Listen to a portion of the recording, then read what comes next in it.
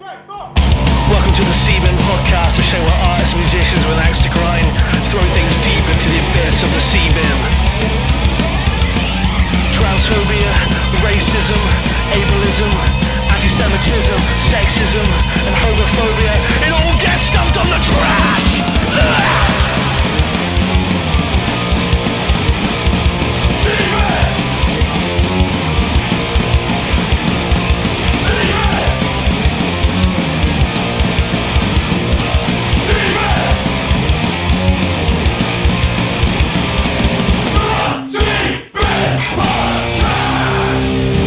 How's it going, guys?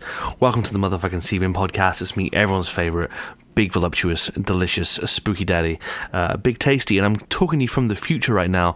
I've just finished the interview you're about to listen to, and I thought I'd just let you know that this is a different kind of episode you'll be listening to this week. Now, as you know, for the past few years, I've been trying to get a ghost hunter, a psychic medium, someone like that on the show to talk about what they do and the experiences they had, because I find it interesting and I think it's quite spooky, and it's good for, spooky season. So what I did manage to do is I managed to have a really lovely conversation with a lovely woman called Karin Beasant. She's a chartered accountant by day, a paranormal investigator by night, part of the famous Jamaica Inn investigation team. Just a wonderful woman who was so generous with her time. It's not a traditional Seabin episode in that we're not throwing anything in the Seabin. We're just kind of having a chit chat. It's sort of a pseudo interview kind of discussion about how she got into it, what she does. We have a bit of it kind of drifts into a big deep history lesson, because she just has a wealth of knowledge about Bristol. So there's a little trigger warning. There is some quite frank discussion of the horrors of war around the 35-minute mark. So when it gets to that point, if you want to kind of skip over that bit, no judgment, totally understand that. It gets a bit the conversation gets quite a bit frank there for a few minutes. But yeah, and then we just kind of have a little bit of an existential chat about what we think happens when we die. I ask her professional opinion on some ghost stories that I have. It's just a really nice conversation and quite interesting. Not really much of a comedy thing, but I think you're going to really enjoy it. But anyway, enough chit chat. I want to quickly thank my Patreon supporters, which I forgot to do during the interview because I was so transfixed on what Karin was talking about. So thank you to Aidan, Sean, Adam, James, Kate, Christiane, Froggy Spallbags, Tim, Alex, Sniff, Jochen, C, B, Fee and Peg, Rory, EJ, Jimmy, Mark, David, Will, Sarah, Matt, Ollie, Alex, Chris, Dale, Caroline, Dave and Widget, Will and Cody. Thank you to Cold Press CBD. Also go to cold-pressed.io, use code Simon10 all caps for 10% off your first month's order of vegan CBD gummy bears. So yeah, kick back, get yourself a nice cup of tea, get yourself under the blanket and enjoy a lovely conversation with Karin Beasant, paranormal investigator. And I'll see you guys next week. Enjoy. How's it going, everyone? Welcome to the motherfucking Seabin podcast. It's me, everyone's favorite, big, voluptuous, spooky daddy is Big Tasty. We're having a little bit of a different show today because it's that time of year. It's spooky season. It's Halloween. For the past 3 years now, I've made it a goal where I've been trying to talk to a ghost hunter, paranormal investigator, psychic medium, clairvoyant, anyone, and it's always been fruitless. Everyone I've tried to speak to is they just think I'm here to make fun of them, but I'm not. But I found someone who doesn't even care if I'm here to make fun of them because they're just an amazingly open, chatty, hilarious, well-human human being, as well as being a highly respected paranormal investigator, part of the Jamaica Inn team, and you do all sorts. But anyway, I'm here with Karin Beasant. How are you? I'm very well, thank you. So let people know exactly what you do then, because in my sort of rushed intro there, I didn't even cover any of what you really do.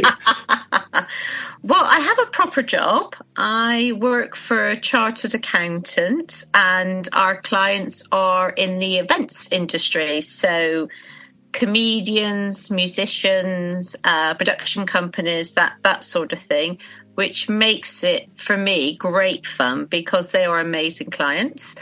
And then my other fantasy life, shall we say, is the paranormal, which is fantastic. it's very interesting. It's something I've been trying to, like I said, get on the show so I can learn about it, and it's something that's always interested me ever since I was a young boy. But yeah, it's been difficult. So, what sort of things do you do? Because you have quite an interesting method that you've developed into trying to contact ghosts, right? Well, the thing is, I'm as psychic as a brick, so I don't. Right. That's me, I have friends that are skeptics. I have friends that are mediums. People misheard that when I say I'm a skeptic isn't a disbeliever, far from it. It's just your level of proof is higher than the public.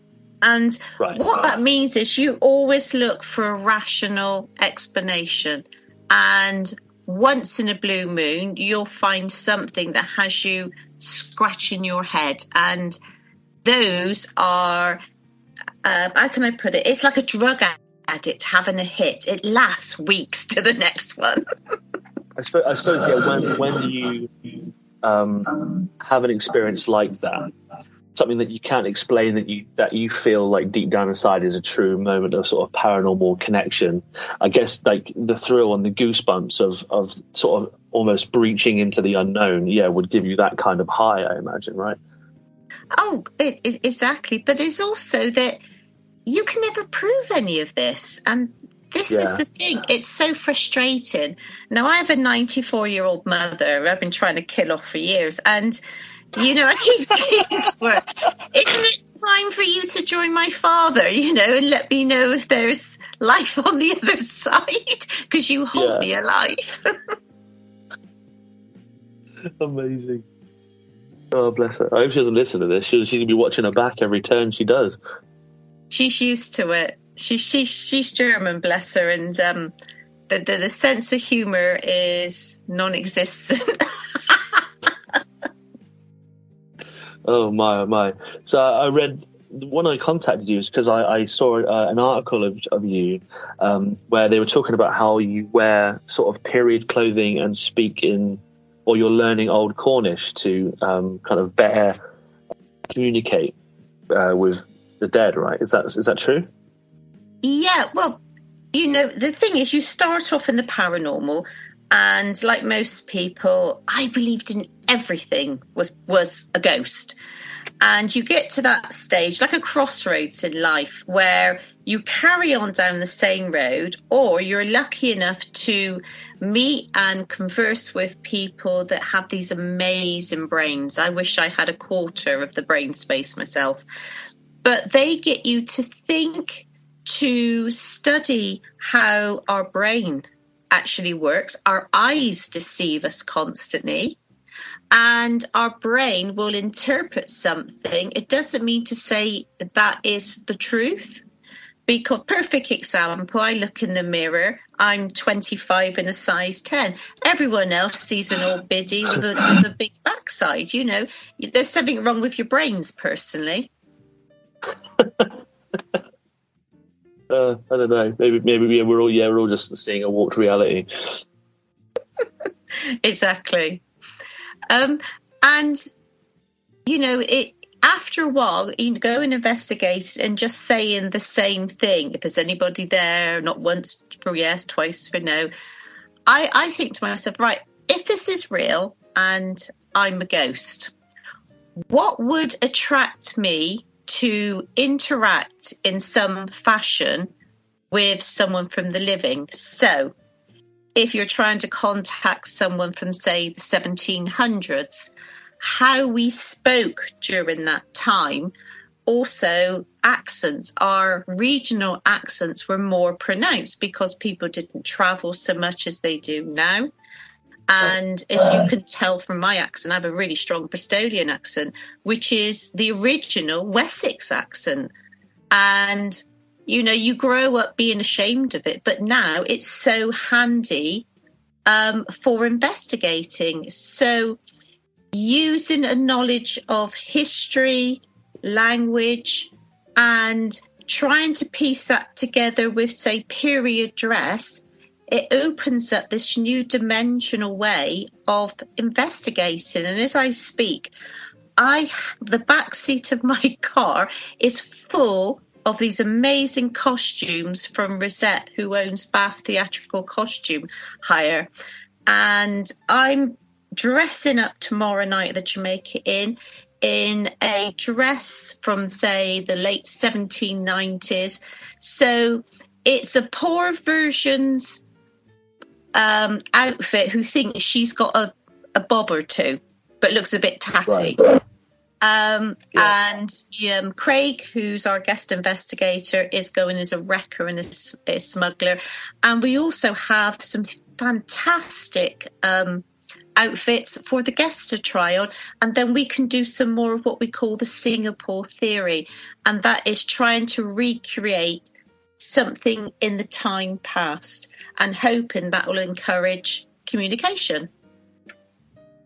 Yeah, it's interesting. I wonder, like, you say a theory. So is the theory that the spirits may will see something being reenacted and feel a need to sort of interject, maybe to like correct something, or be like, yeah, you guys get it. You're not just trying to get something from me. You're trying to figure something out here, and maybe that will make them more willing to communicate because they feel like it's not like an exploitative relationship.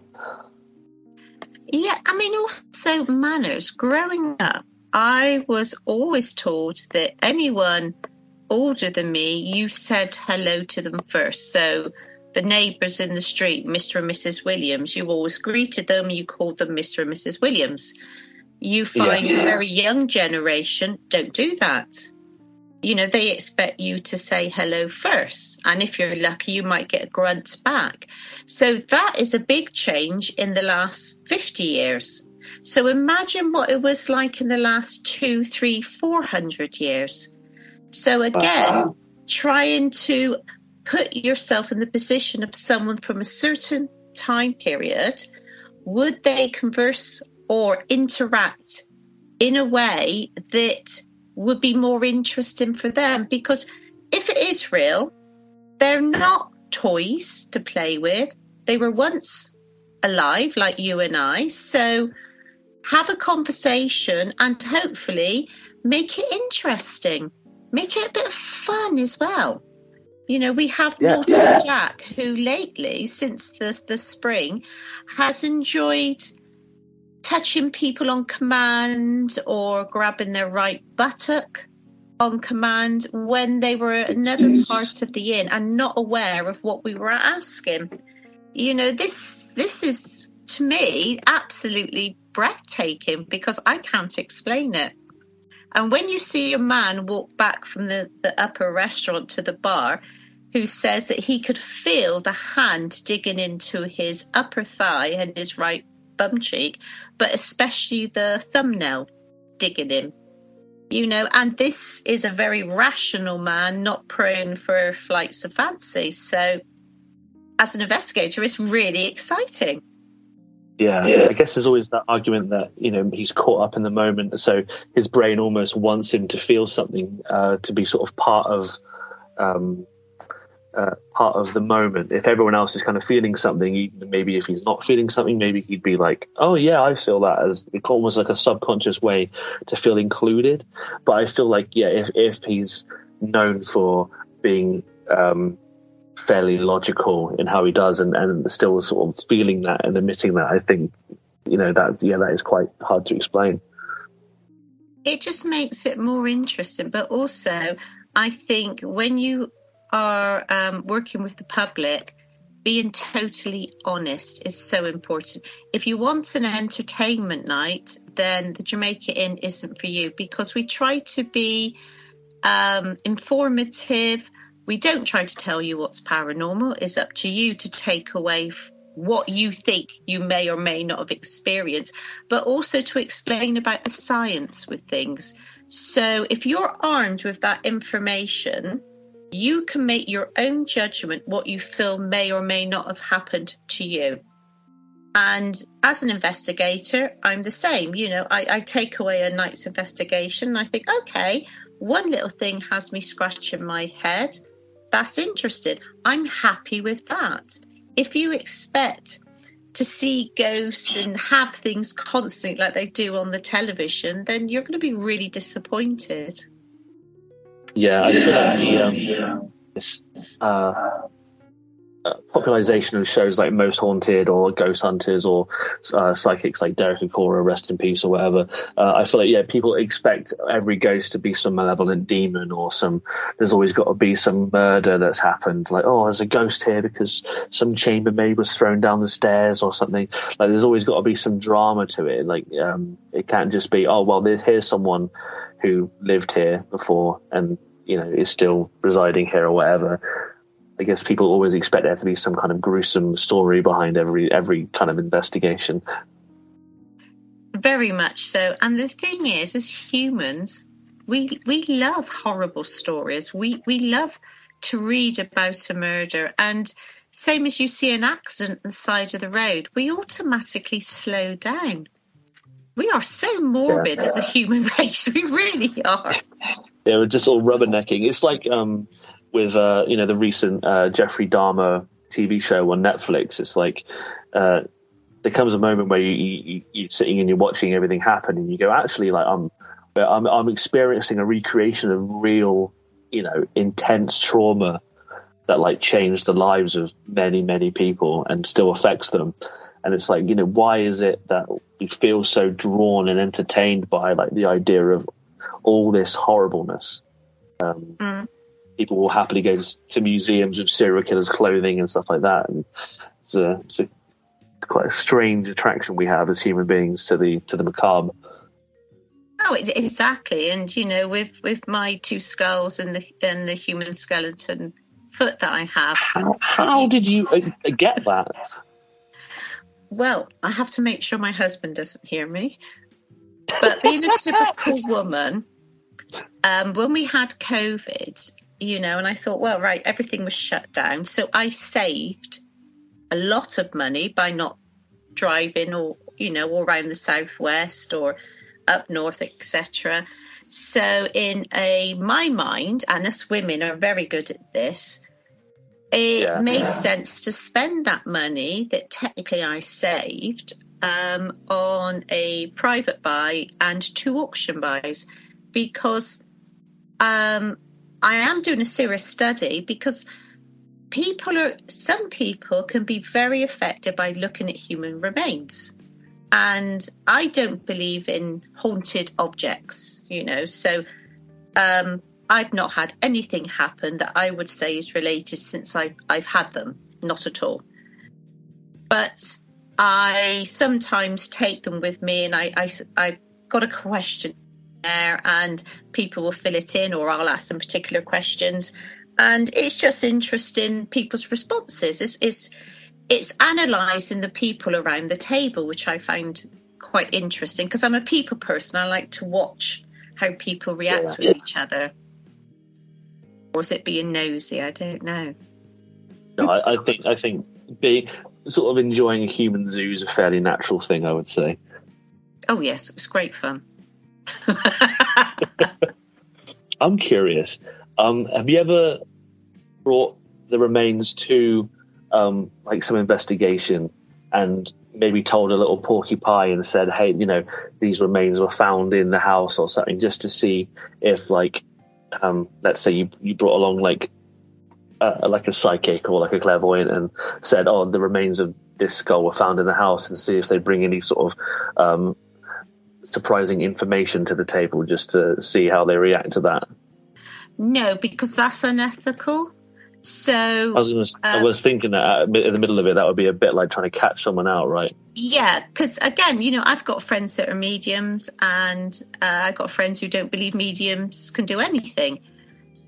But if you have a knowledge of history, and without saying anything to the medium, it's very easy knowing a medium who, they'd probably think they are a medium, and, that is totally fine.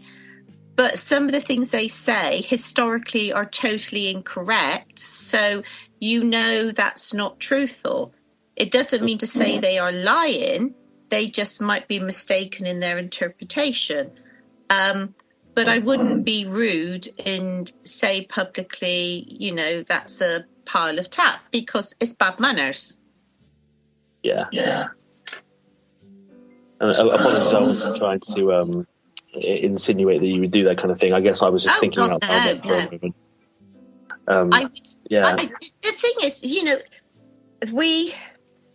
sometimes, I tried once. I sat in a spirit circle for 2 years. And as I always say, I'm as psychic as a brick. But on 2 occasions, something happened that had me questioning, not that I had a psychic moment, but did something like ESP, did I read the mind of a person that I gave information? Because when that chap said, "How do you know that?" I said, "I haven't got a clue." That's what I find interesting. It's the question behind the question. And, I think as humans, we all have a fight or flight ability. When we go somewhere, when we meet someone, we call it our gut action, gut reaction. And I just wish I'd listened to mine a few times over the years. Don't we all? Yeah, definitely. Oh, God. Yeah, that's definitely something I need to focus more on going forward. Oh. So, what was the first experience you had then with the paranormal that sort of got you on this path that you are on now? Well, if you remember. Interestingly, you have to realise the public is so exposed to ghosts and the paranormal. A perfect example, if someone had a painting up in the hallway 30 years ago and it fell down, no one would think that was a ghost. They would think the nail or the hook was faulty. Now, the mindset of the public is to think paranormal before rational. So I grew up in a terrace council house before my parents bought it, and it was built the year I was born in 1965 on farmland. So there's no history whatsoever. But I remember as a child, I loved ghost stories. My father, he says, let me stay up and watch all the Hammer House of horror films, and the Day of the Trippids, traumatized me, but they were brilliant. Peter Cushing, Vincent Price, all that, amazing. And I remember lying in bed once, my bedroom door was open, and I could hear someone coming up the stairs. The landing light was on, but they never got to the top.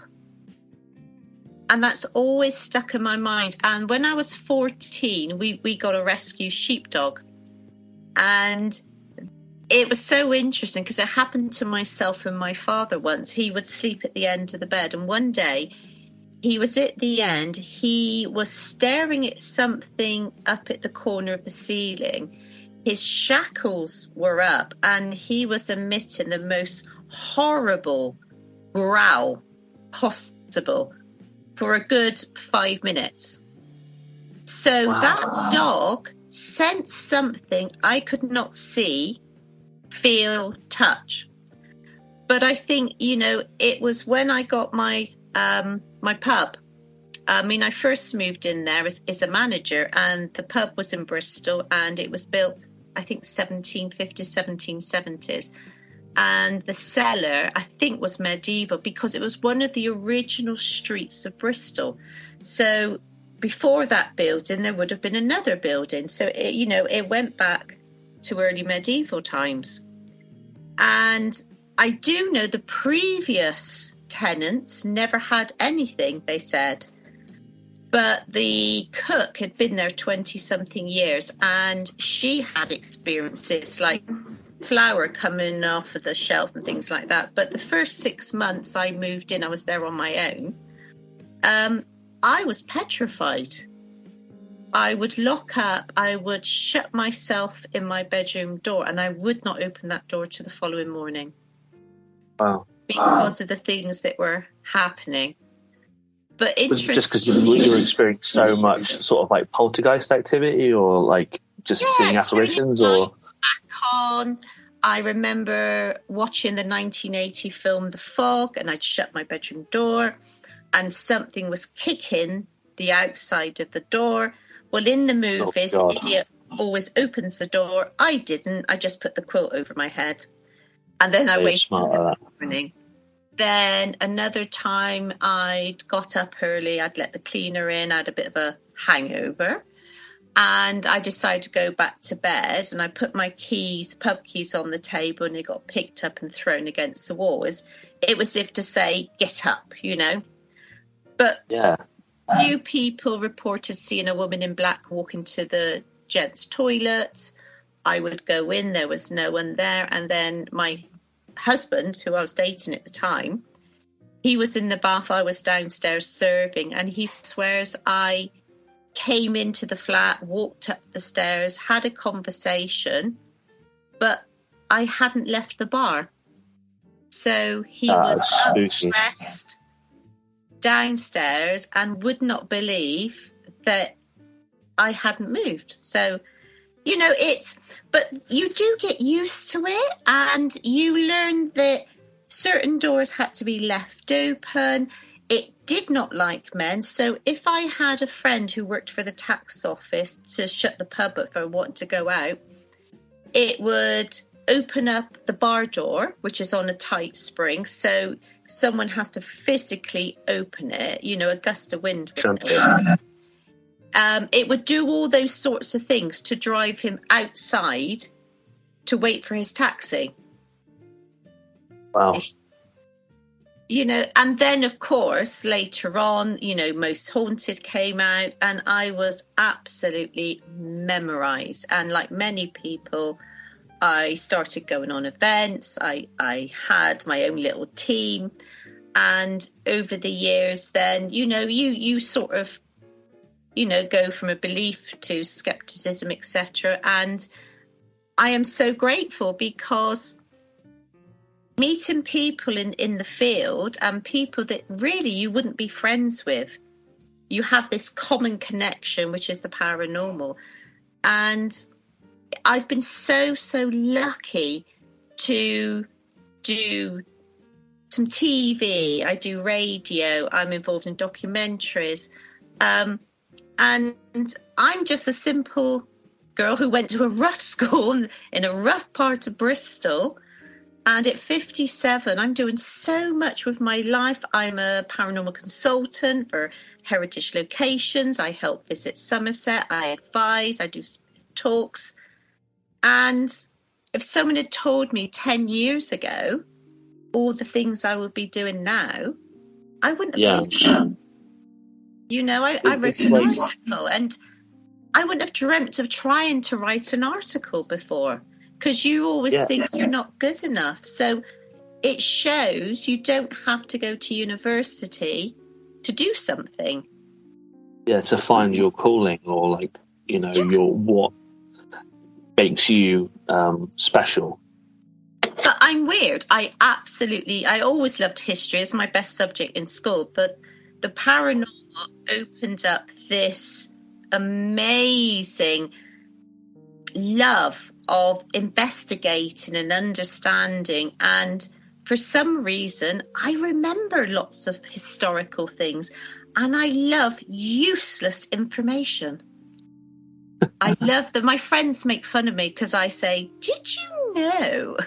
in a stupid voice.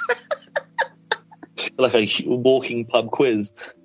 Oh, it's terrible. It's terrible. The first tarmac road in England was outside the Jamaica Inn.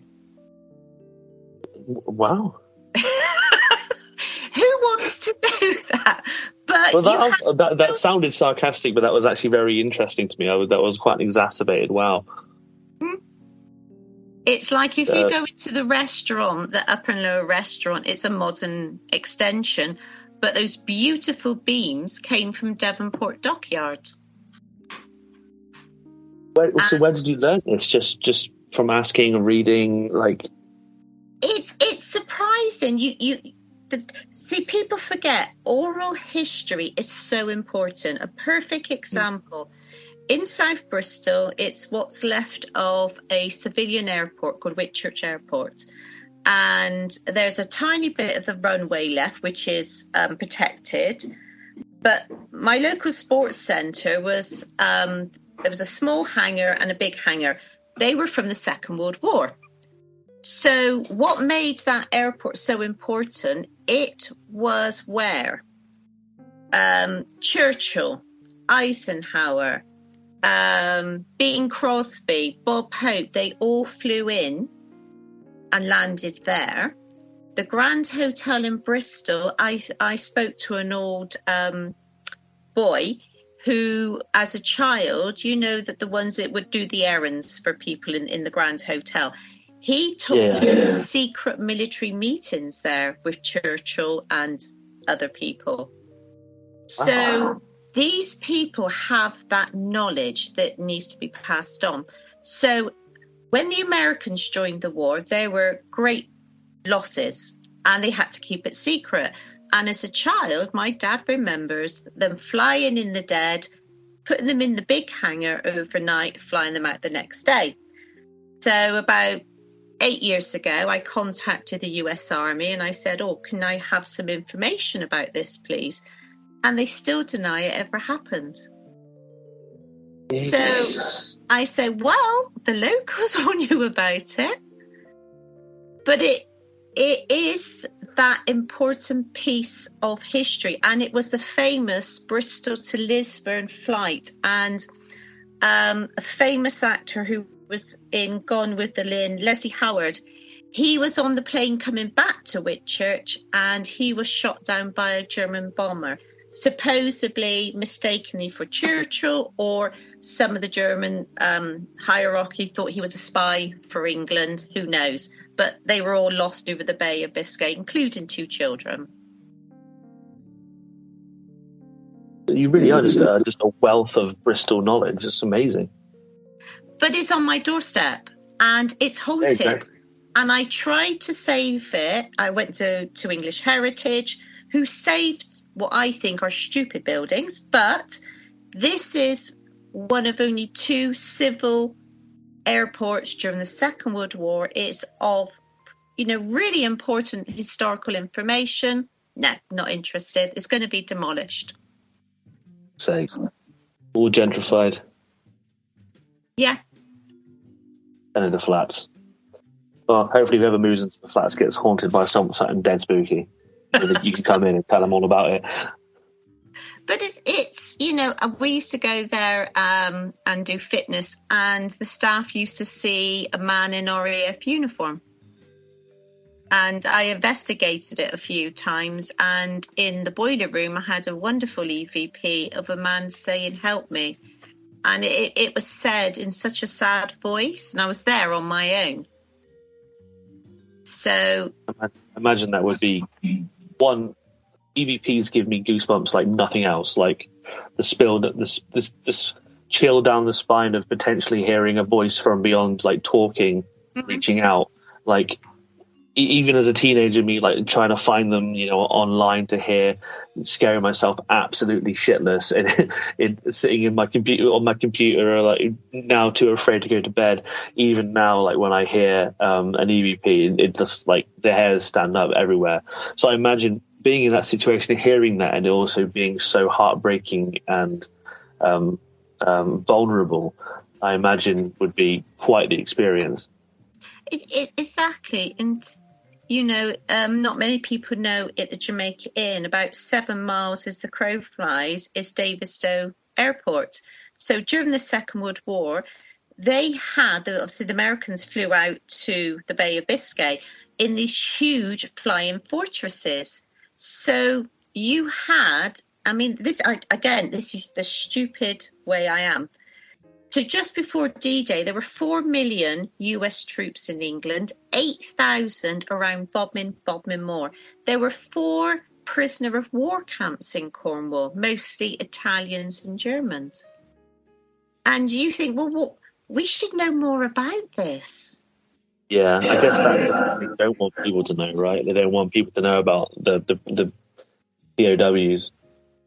Well, actually, I read a report of the German POWs walking into Launceston, and how the locals went out and gave them food. So, the English are, when you go back down in time, they are so lovely as a people. My grandfather, who was in the First World War, he nearly died at Passchendaele. He was fighting my great-grandfather on the German side. But in 1952, he welcomed a German-speaking daughter-in-law, and that he had a pub. And he would walk around on a Sunday afternoon showing to them these weird German cakes that my mum would bake. And you say proudly, look what my German daughter-in-law has baked. And yet that man, after a battle, would have a double tot of whiskey and pick up the body parts of his fallen comrades. Jesus wept. So he should hate the Germans with all of what he saw. I cannot imagine what he went through, because I used to be an engraver and I used to engrave medals that were sent all around the world. And that's why a military historian came to me once, and I was doing all the medals, and I said, all we know about my English grandfather is on Armistice Day, he walked into Yeats, came back with a flagon of beer, which was Grandad Dick all along, because the family liked their drink. And he said, give me his name. And he came back 4 weeks later with a 10-page dossier. And none of the family knew what had happened to him out there, because he never spoke about it. And that's what a lot of those soldiers did. They never spoke to their families of the horrors that they saw. Yeah. Yes, they had so much post-traumatic stress from it all. And in a sort of time where it was, I guess the vibe was get on with it. Time ticks on, just be a man, get on with it. Obviously today, we encourage opening up about this sort of trauma, but I guess back then it's not like really knowing that if you talk about it, it would release that pressure. They just had to carry it with them. You hear it all the time, don't you, of families being totally unaware of the amount of stress and trauma and heroics that their family members had to endure and, do. Exactly. And war is fought by those in power, and the poor people are the ones who suffer. Perfect example, my mum's a German-speaking Czech. She calls herself a Bohemian. She was born in what we call the Sudetenland. So there were 4 million Germans after the First World War, and they created the Czechoslovakian Republic, or the Czech Republic. When Hitler came in 1938, I never knew there was High German and Low German, and the writing was different. He unified it. So when the Russians came in, my mother was 17, her sister I think was 14. The Russians were raping the women. For 6 weeks, my family hid in barns as bullets went over their heads. They were simple farmers. And I only found out 2 years ago, because obviously my mother's starting to go off with the pharaohs, bless her, that my grandmother, if caught, was going to offer herself to save her daughters. Jesus. What do you do with that? So I can understand now, when I was 14 and we used to go shopping, you'll see the students selling the socialist newspaper. My mum used to go up to them in 5'2" of anger with her strong German accent and say, "You know nothing. I lived through the war. The Russians were horrible." So...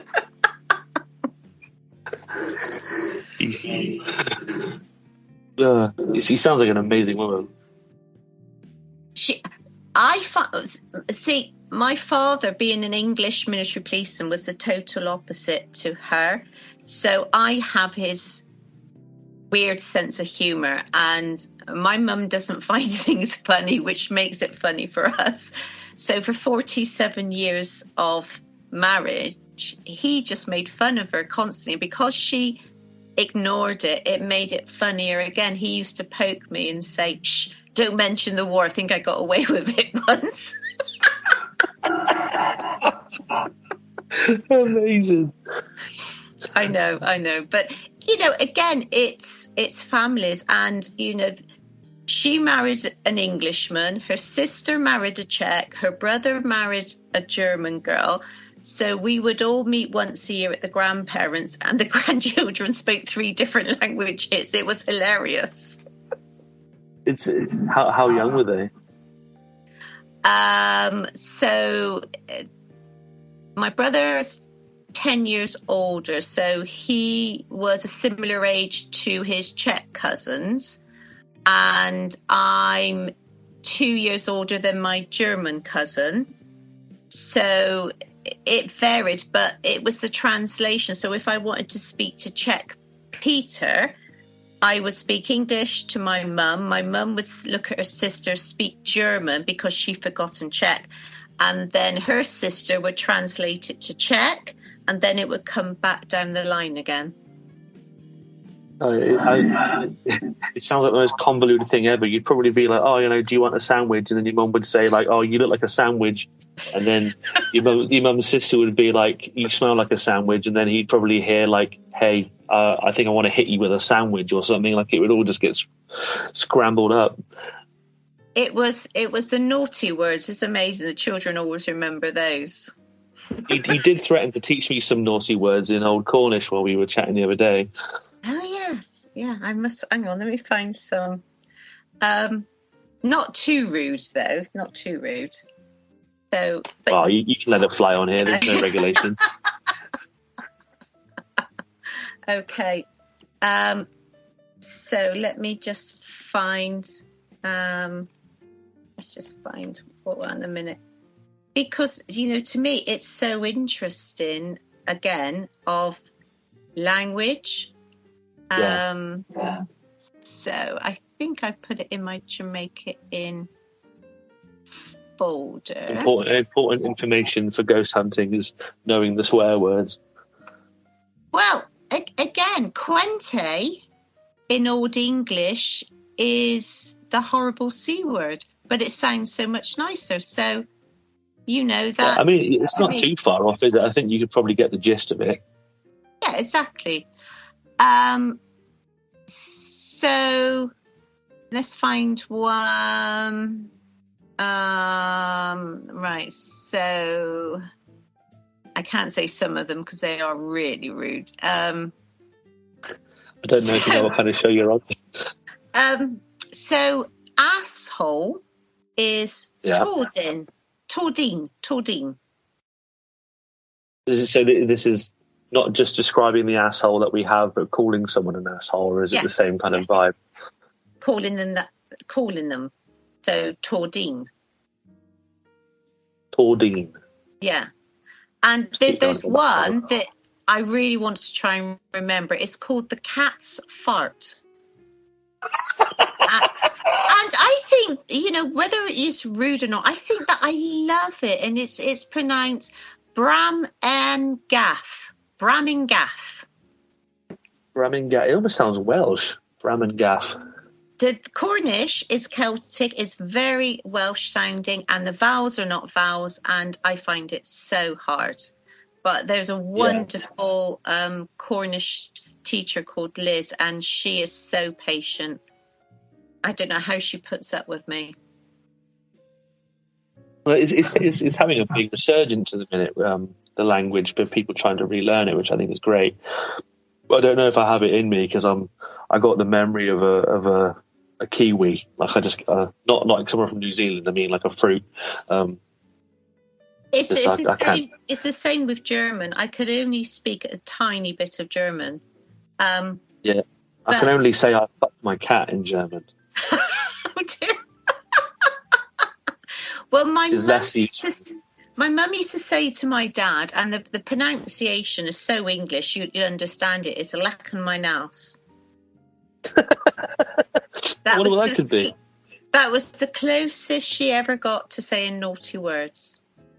Oh dear. I mean, that's pretty naughty, I'd say. Yeah. But I was never allowed to say it.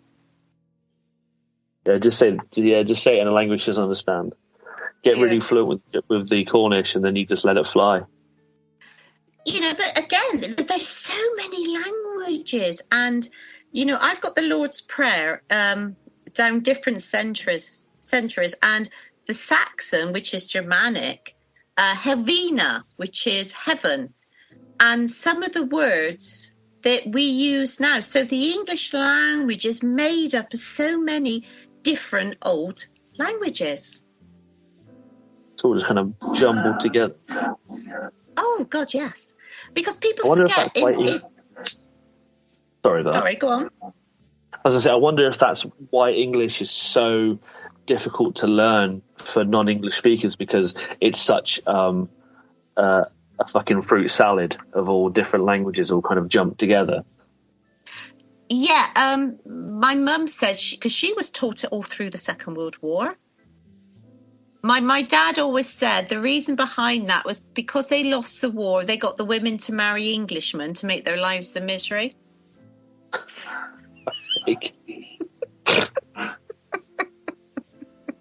Oh, God. But my mum kept her college papers, and I'm going to donate them to a museum when she goes, because they're of such historical importance, but it's also got the amazing swastika stamp on her college papers. It's fascinating to see it. Really? Mm-hmm. That's quite the artifact. Oh, it's fabulous. And to think, they were taught English. So it doesn't make much sense why they would do that, but I don't know. Maybe they did it so they could insult us. Well, I mean, she's been here nearly 70 years, and she loves Bristol. She absolutely adores it. And because, coming from the Sudetenland, she only spent 5 years in North Germany before she married my father. He always said to me he bought her off her father for 200 cigarettes when I was a child, and I believed it. Oh, God. I mean, the price of cigarettes these days, I think that's quite reasonable. Well, exactly. But yeah, no, it's the humour, and she says to me now, he was the only man she ever loved, and when you become a parent to your parent, because at 94 she's getting confused and I have to take care of everything, it's quite sad that she's so lonely without him, because he's been gone 11 years, and she so relied on everything that he did. Yeah. But he hasn't visited me. I keep waiting. I have his ashes next to my bed. Well, he's too busy visiting his bird. Yeah. Or the family having parties. Who knows? Yeah, who knows? I guess just a couple more things I wanted to touch on before we sort of closed out this conversation, because I know you and your husband are going to watch a nice film and you're going to be busy tomorrow. Now it's the time of year where everyone wants a little bit of spooky action.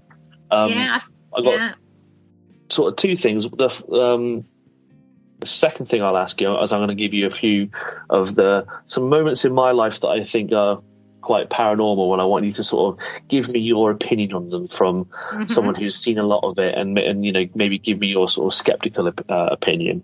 But the first thing I wanted to really ask is, because I was quite curious about this, is what do you think happens to us when we die? I know this is quite a deep question and quite a loaded question, but do you believe in an afterlife, or whatever that may be, whether it's heaven, maybe it be some other place, or do you believe that our sort of energy and essence kind of gets absorbed into our environments around us, kind of like in the old Stone tapes? I don't know if you remember that TV show back in the day. What's your opinion on all that? Where do you stand in that? Well, I don't have any religious beliefs, so that takes away heaven and hell and anything to do with God or gods. Right. Especially as my mum's a Catholic, definitely not. So, but I think, it would be so nice to believe that you carry on in some way. Now, technically, when an animal dies, they're absorbed into the earth. They become nutrients for the next life of plants, flowers, and then the animals eat it. So it's a reproduction, isn't it? So are we the same? And the other thing that fascinated me is when people talk about reincarnation, they remember past lives.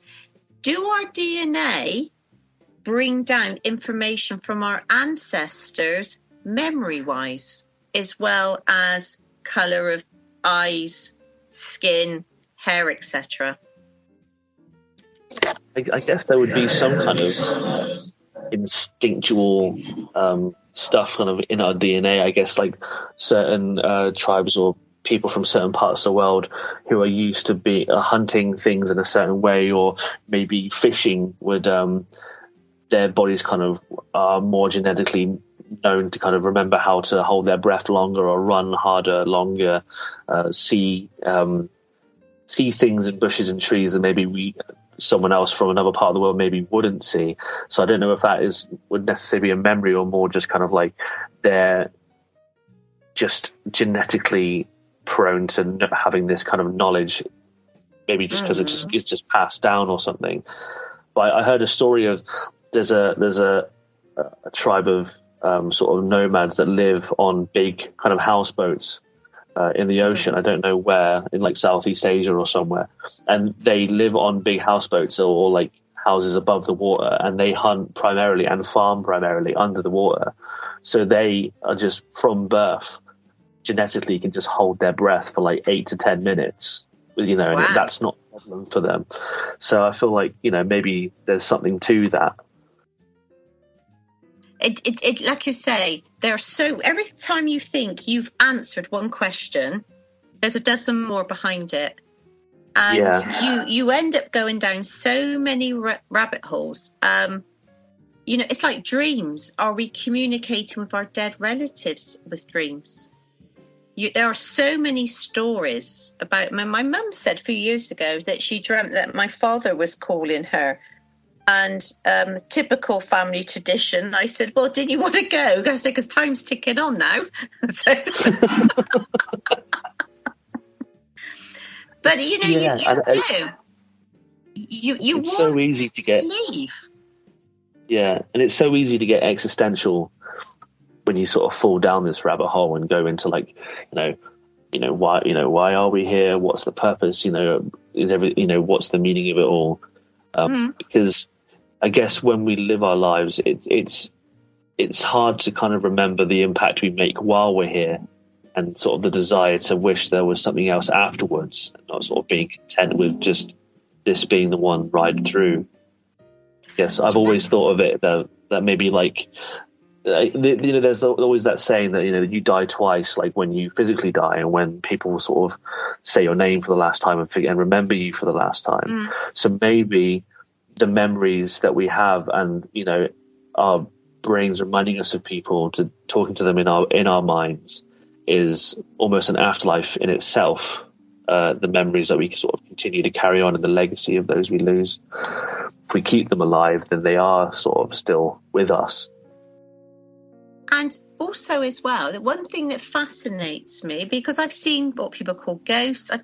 I've been so lucky. I had quite a few weird experiences. I've been called a rude word in my right ear as I'm walking out of location. I've had growls in the ear. I've had my hair pulled. Do I think the dead can harm you? Not at all. Do I believe in demons, evil? Not at all. I believe in, if you were grumpy and miserable in life, you're probably grumpy and miserable in death. I can't see how you would have a personality transplant.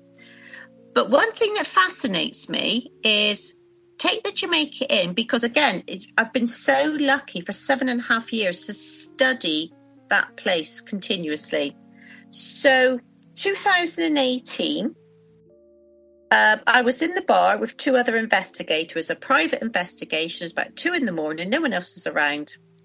And I am gutted I did not look up, but this wonderful investigator called Rachel Hayward, she happened to look up. She was facing the Great Fireplace, and she looked to her right, And there's a big table, and we call it Jack's Corner. This person supposedly was lured out into the moor and, murdered, though we don't know if it's factual whatsoever or if that's his name. And for a split second, she saw a man sat on the chair, so it's a modern chair, with his elbow on a modern table, his hand against his cheek, and he's looking at her with a mixture, she said, of amusement and exasperation. So if that was, and the way he was dressed was late 1700s, Yeah, black. He didn't have a tricorn hat, but yeah, black curly hair, the ruffled shirt, the breeches, the high boots. So if that was real, that meant he was seeing the Jamaica Inn in real time, sitting on a real piece of furniture. So does that mean then he sees our life the way it is now, and he can interact with us in our modern time and space? Yeah. So I guess I've always envisioned ghosts almost seeing the sort of physical world as ghosts themselves, like they're sort of living whatever memory or reality they're living in, and then we just kind of manifest every now and then when there's this sort of division between the two kind of realities, I would say. And another example, this wonderful story. So it makes you wonder if the ghosts, so the people that talked of ghosts of yesteryear were talking about ghosts of the future, because there was a woman, she lived in a house that's built in the early 1920s. She's in her bath, just relaxing. A woman walks in, solid woman. So she opens the door. She has 1920s fashion and hairstyle on. And she just stares at the owner, the owner now in the bath, and they both stare at each other. But the woman who opened the door looked just as shocked to see someone in the bath, and she just faded away. So it's almost like in the 1920s, she walked into a bathroom and saw a ghost of a woman in her bathtub. Exactly. It was like some sort of blip in time.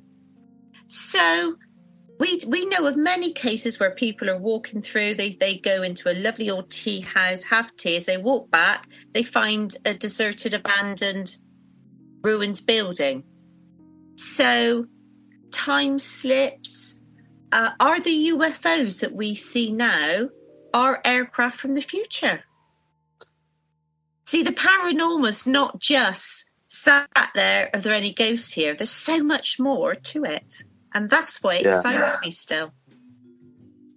Yeah, it's got me incredibly excited. I mean, just sitting here thinking about all the various possibilities and explanations for everything.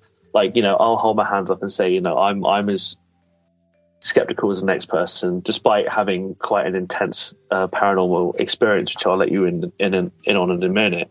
But like just thinking, like talking to you about it, and I think you have a way about you that is so friendly and open that it tears down this kind of barrier that I may have mentally to be like, oh, that's bollocks, and it just kind of opens you up and goes, actually, well, what if actually it is like that? Because you know what I mean? Does that make sense?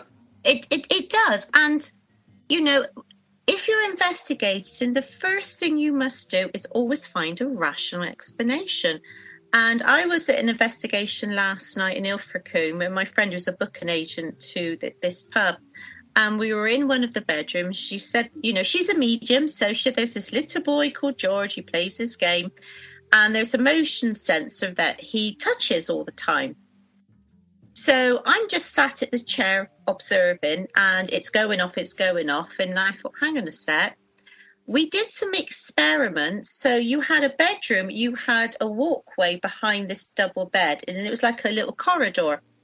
What they didn't realise was the floorboards went all the way under this fake wall. So this motion sensor that was hanging on a door, anyone in the bedroom that stepped in between the bed and the other wall set it off without realising. It was totally debunked.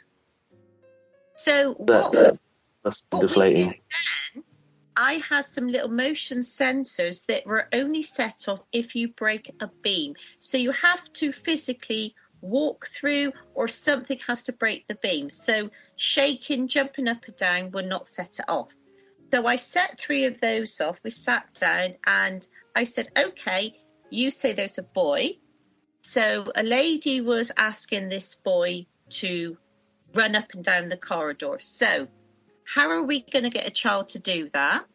I'm going to play the girl and I'm going to say girls are better than boys. And because I have the mind of a 10-year-old, I said, I can do this. So I ran up and down, putting all the sensors off, sat down, and I said, no, you can't do it. And one of the sensors went off. Wow. I can't tell you that was a little boy doing it, because I cannot see, I cannot feel.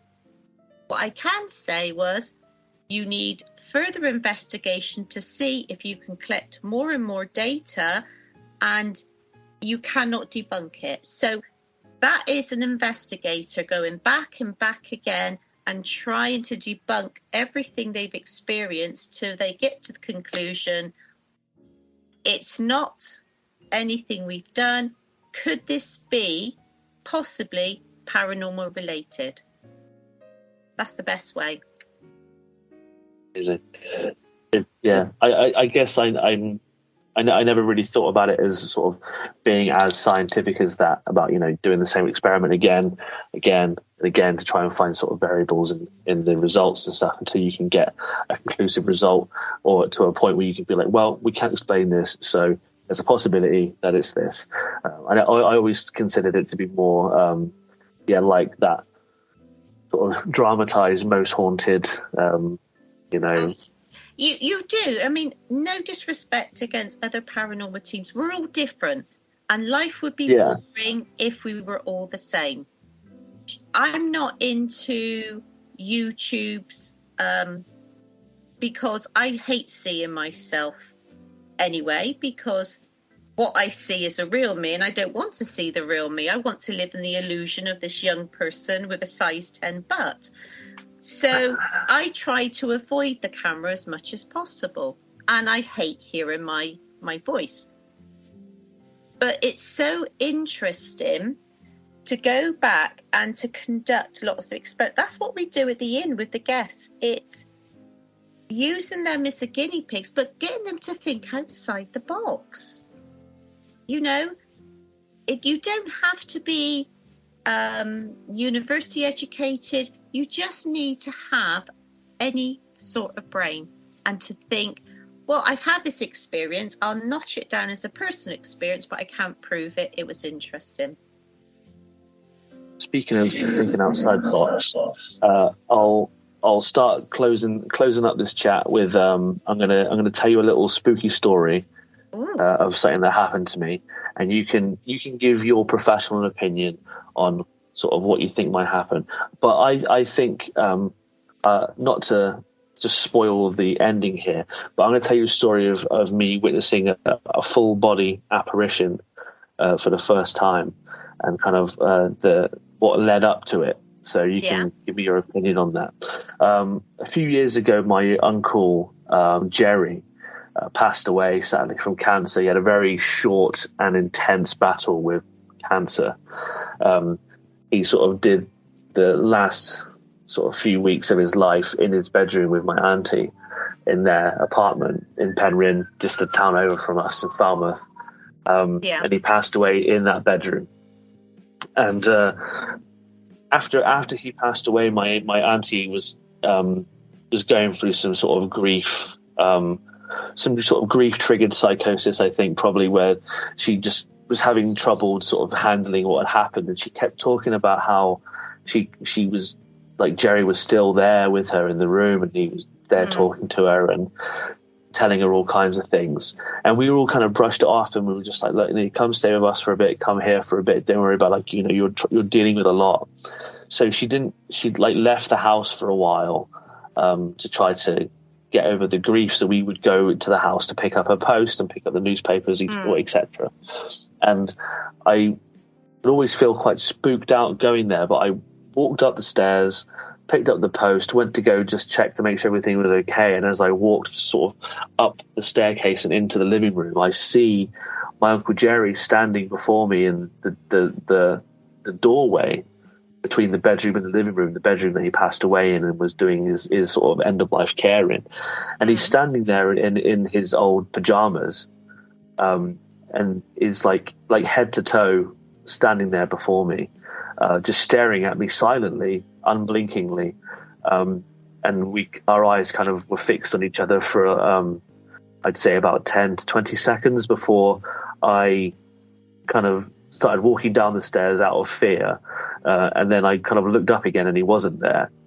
And I could never really explain what I saw there. I couldn't tell if it was like I was, witnessing an apparition of some description, or whether this was my mind playing tricks on me because I expected to see him, so I did see him. Is that something you've experienced before? Oh God, yeah. When my father died. So when you saw him, did he look, though he wasn't ill, did he look better? Can you remember? It's hard that? He didn't look poorly like he was, but he didn't have his hair. Like he still had his hair loss from chemotherapy, but he didn't look like how he was on his deathbed. He was reminiscent of like how I remember him from a few years ago, but he was still in his pajamas and he still had his hair loss. So there's two conclusions. A, you had what we call person experience and you saw your dead uncle. Yeah. Or it could be the grief, anticipation, and you conjured up an image of your uncle. Yeah. So I'm involved with what we call the Philip experiment, where for a year we're going to try and make a spirit and then we have to unmake it. It's a very common experiment to do. But so many people have had an experience like yours. When they say to me, what should I take from it? I would say to them, did it make you feel comfort? Did it make you feel better? And if it did, then you haven't lost anything. And if it was real, perhaps he's just letting you know he's okay. Yeah. See, it's quite complicated because me and my uncle didn't have the best relationship near the end of his life. We did reconcile it before he passed. So to be honest, the feeling I felt when I saw him was of guilt. Yeah. Like I felt guilty that I kind of lost a lot of time with him. And it was in seeing him act like in this way, I was like, I should have seen him more in life than I am right now. I was almost like, washed with sort of sadness and guilt over it, if I'm being honest with you.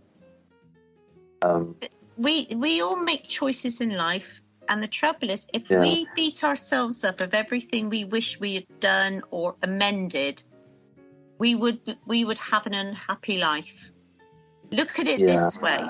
From my perspective, you were so lucky to see an image of your uncle that any paranormal investigator would give their right teeth for. Whether it was real or not, that's your experience. Yeah. For me, I would say take it as a comfort. When I had my experience, my head was saying, it's just grief manifesting. My heart was saying, oh my God, it's my daddy. Yeah. But I'm because my rational brain says no and my heart says yes, I can't enjoy it, that experience. There's like a tug of war between the two feelings. Yeah. It was just sad.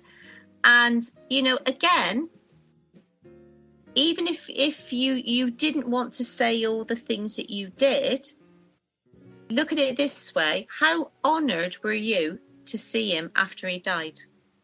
Absolutely, yeah. But there's a second part to it, because I saw him again. But this one I feel has more of a rational explanation, but it felt me with that closure feeling.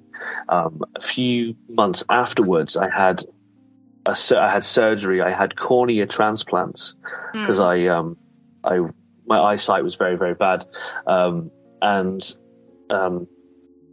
I was in recovery, and I was sort of sitting up in a chair, kind of unable to see very well. I had eye patches on, and I'm sort of sitting there with my eyes closed, waiting to get picked up, and I feel this hand on my shoulder, and I hear my uncle talk to me, and he says to me, like, "Don't worry, Auntie Jenny and your mum are going to be here, like, literally any minute."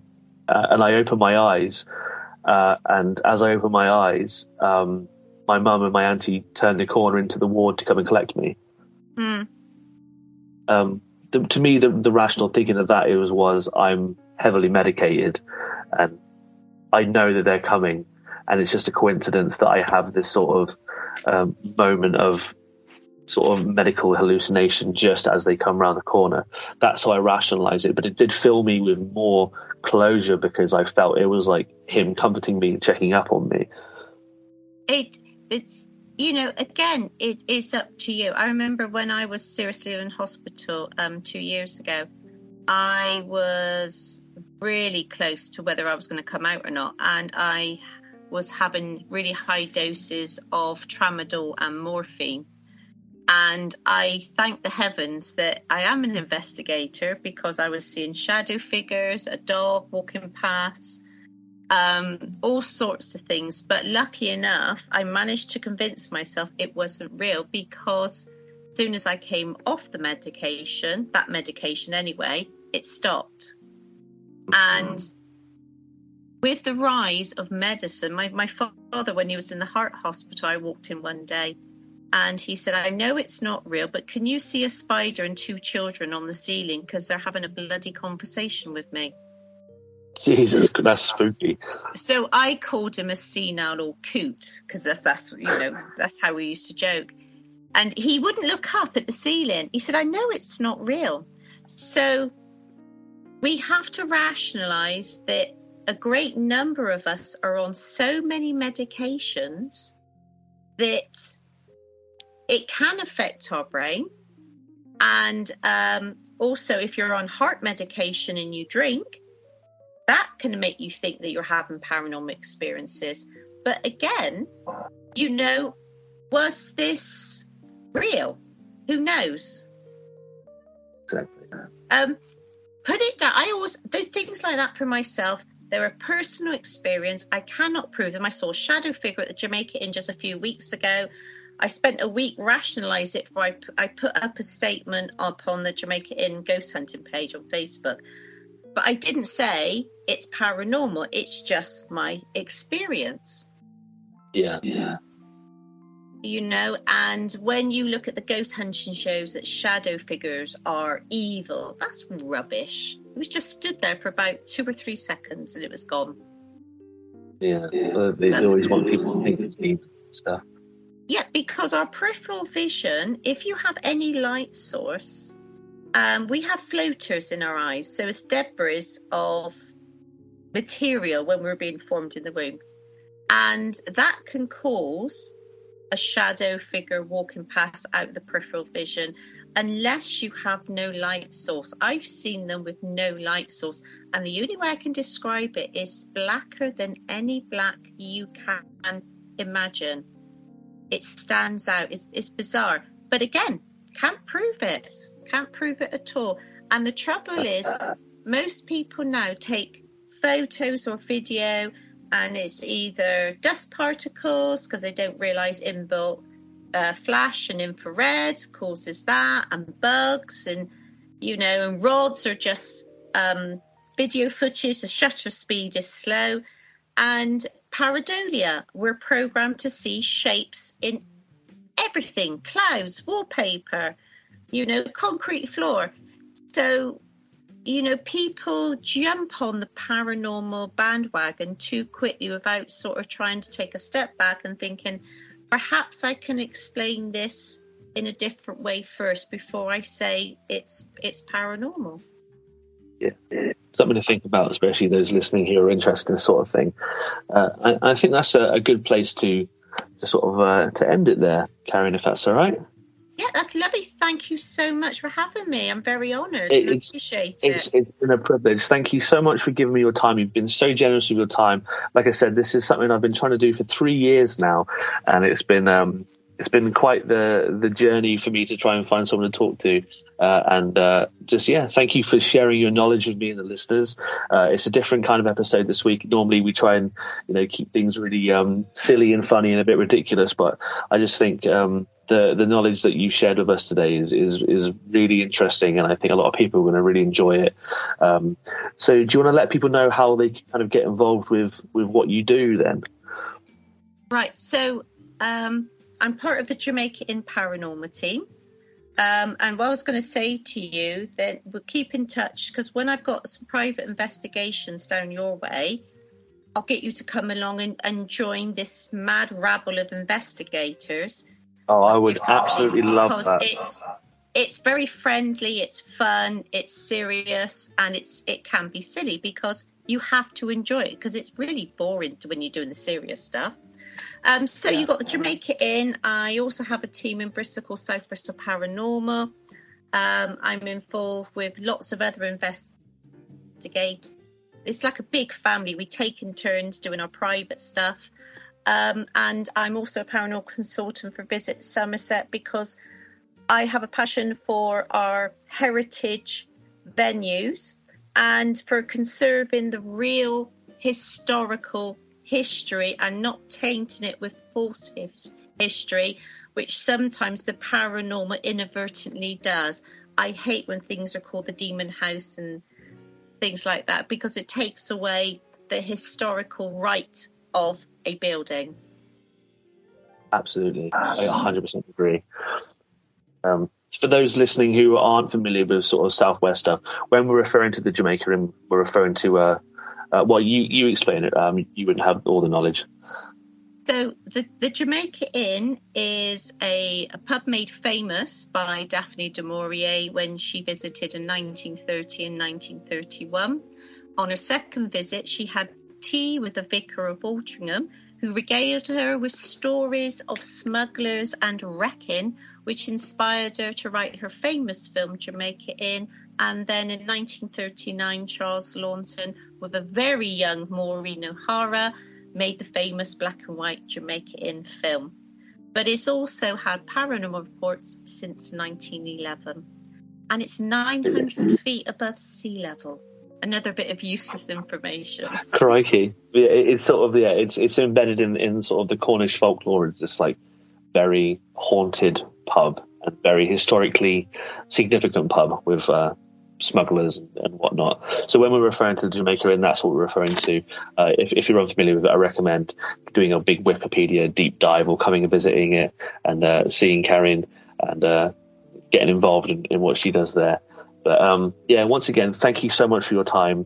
It's been an honor and privilege. Would love to stay in touch, and if you're doing something down my ends, I'd love to get involved. We do private hire. I've got one at the moment. I'll have to see if I've got 2 spaces left to bring you and a friend. So if I can arrange it, I'll give you a shout in the next few days. I would be I'd like to see your reaction when I blindfold you and I put you all alone in the stable block with just a walkie-talkie. Tell you what, I'll just be prepared. I will shit myself. I've got Crohn's disease and I shit myself at a moment's notice. A butterfly lands on me weird. I'm laying eggs, so like it's gonna happen. Well, have no gallbladder, so I know what it's like.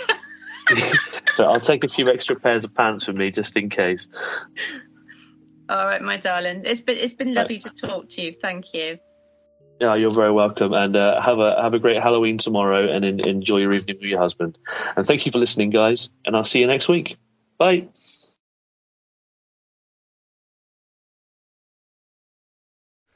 Hey guys, it's me, Big Tasty. I just wanted to say cheers for listening to this week's episode, and I hope you enjoyed listening to it as much as I enjoyed making it. Now, if you feel so inclined, you should come check out my Patreon page. You can sign up for as little as £1 a month, and you get weekly exclusive video tier lists and monthly mail-outs with things such as stickers and fabric patches, zines and art prints. Hey, and if you can't spare the money right now, I totally understand. No pressure. I'm going to keep making episodes regardless, but if you can support financially, it really helps the show. Just keep moving on. And then another way you can help is just to follow us on stuff like Twitter and Instagram at seabin podcast and share it around to people that you think might like this filthy shit. Anyway, love you guys, appreciate you, and I'll see you next week.